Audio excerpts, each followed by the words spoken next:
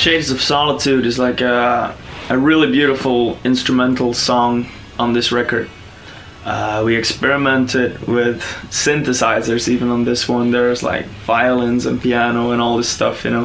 What I would say is like, if people listen to it, is like just pay attention to the details. There's a lot of things going on that you don't hear from the first start.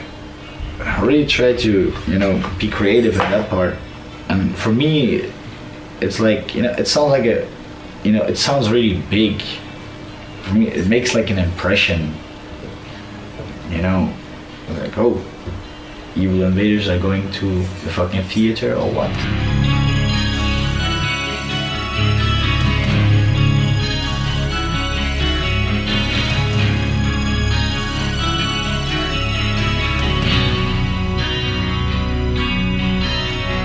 The main aspect of this song that I really like is the emotion that Max has in his guitar playing, you know, in the solos in this one. I was quite impressed when he came up with those solos, I must admit that. And yeah, I mean, when that song got written, you know, everybody has like some dark times in his life. When I wrote that song, that's what I felt like, you know, I felt like quite alone. But at the end, I compressed it into that piece of art, how you could say, and made me deal with my shit, you know.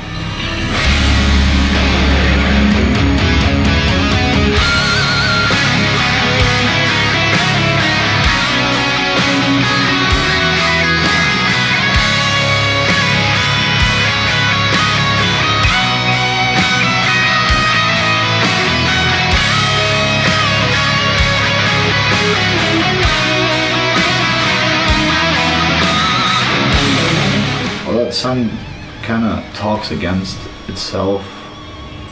It's supposed to be sad from the beginning, but there are happy parts in it, but that's just like the fucking way of life, you know? And that was the sense behind creating this song. You can't be happy all the time, you can't be sad all the time. It's always like, it always goes like a wave, you know? Anger Within is a fast song with a bit of a punk vibe to it. It's a real straightforward song with a catchy chorus.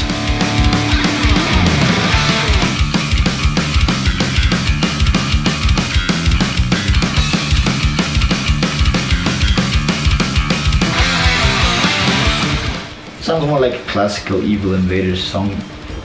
There's, for example, a clean section in that song, which reminds me nowadays like a lot, for example, on Sepultura, Mass Hypnosis.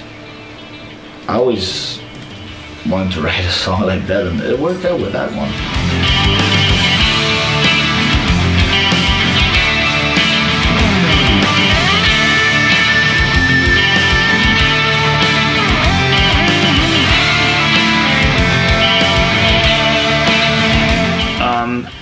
And the lyrics were actually written in a moment where there was like endless frustration, you know.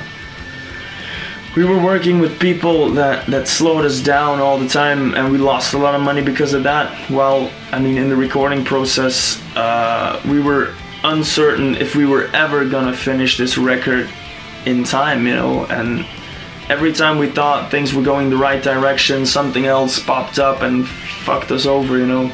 I was really angry at the moment when I wrote these lyrics, and I managed to scream out all the inner anger on this song.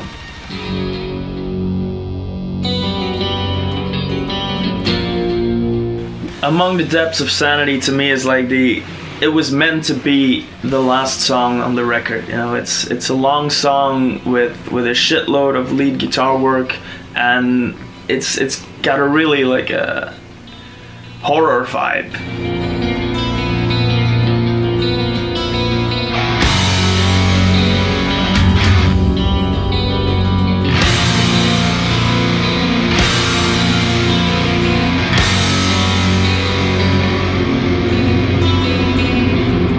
The drums in the back, they just, you know, they build everything up. There's like you can hear that there's something starting, you know, there's something rising. Then the song kicks in and it's like 225 BPM of fucking speed metal right in your face, you know. It's probably even the fastest song we ever written, and there are lots of details in it as well. So it has so many contrasts, you know. Every time when I listen to it, I'm still amazed that we managed to pull it off.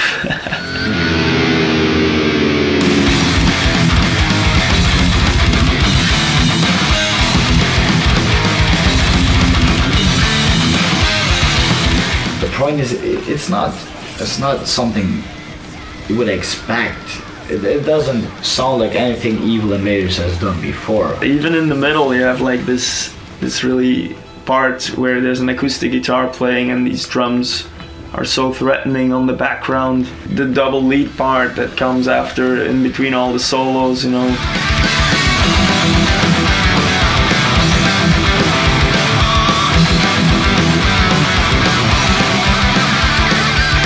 This song, it's not easy to listen to. It could be a death metal song if you put a different voice over it.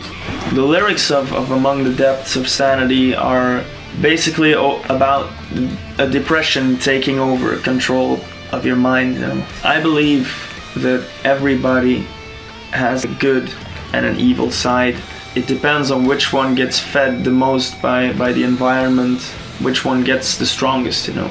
We describe something that slowly creeps up to you and at the end takes control over your behavior, your mind, and whatever. And you're totally aware of that. You know it, but you can't do anything against it. The person to whom this is happening doesn't know what's going on, and he feels desperate, he feels angry, he's trying to fight it, but in the end he realizes that it's impossible to fight this evil entity that's taking over his personality.